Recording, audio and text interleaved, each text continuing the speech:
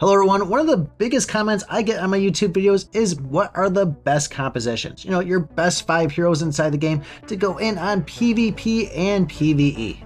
And I've held off on this one for a while because, to be honest with you, there really is no good answer for this.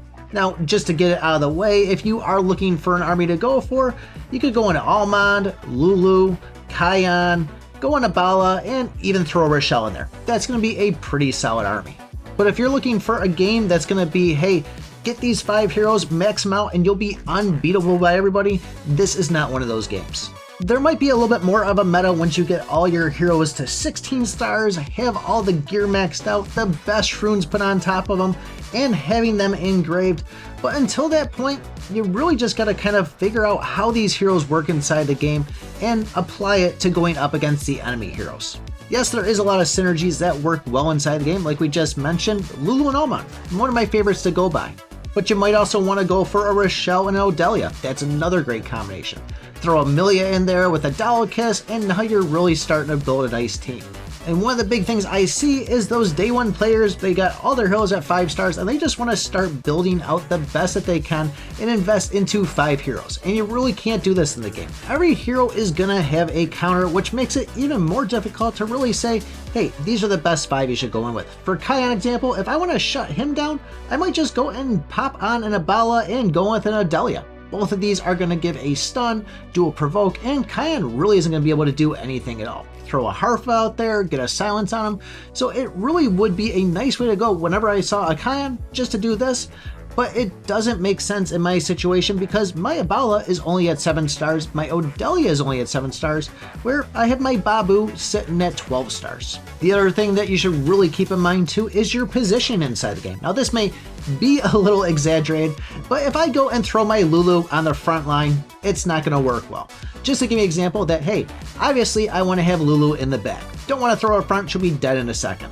And this just doesn't go for my troops and their positioning, but it also goes with where the enemy's troops are and how you position to attack them. Whenever I see a Flate Up, I make sure my Kion is right in line with her so I can get the end of that sword smacking her and hopefully killing her. Whenever I have a fresh new player ask me, hey, who should I be going in with? Who should I invest in?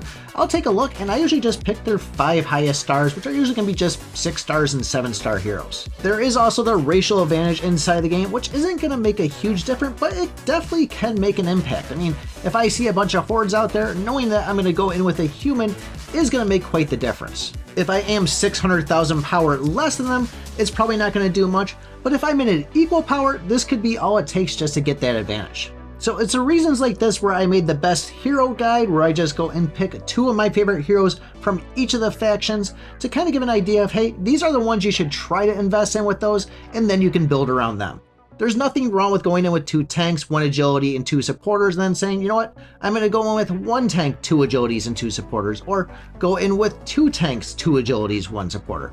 You definitely can switch it around, but that's just a little rule of thumb that I use for myself. So if you're really trying to get good at this game, my best suggestion to you is know your heroes. Try them all. Learn the skills from them. Learn their names. Learn how they play inside. Look at the stats. You really want to know every single thing about these heroes and even try different runes on them, see what works better. Yes, like the video yesterday, we can kind of give you some ideas of, hey, this one works well with an onslaught rune, this one works well with a rune of life. But if you're going to try to be one of the top players in the game, this is really what you got to do, and it never hurts to spend some money too. But don't get me wrong, there is nothing wrong with asking people for help, saying, hey, who should I go in with this board? I'm stuck. Or which rune should I put on this one? What should I do with my gear? There's nothing wrong with that at all, and I encourage you to ask away. I may have gone off on a little bit of a rant, but my main thing I wanted to say is there's not like 2 best team comps inside the game. Anybody can look at your team, figure out a counter, and if their star level is the same as yours, same levels, they can beat you. If you want my opinion on what I consider the best runes for each hero inside the game, check out this video right up over here. And if you want to know what I consider the best heroes, check out this one over here. Thanks for watching, and remember, I pick my butt.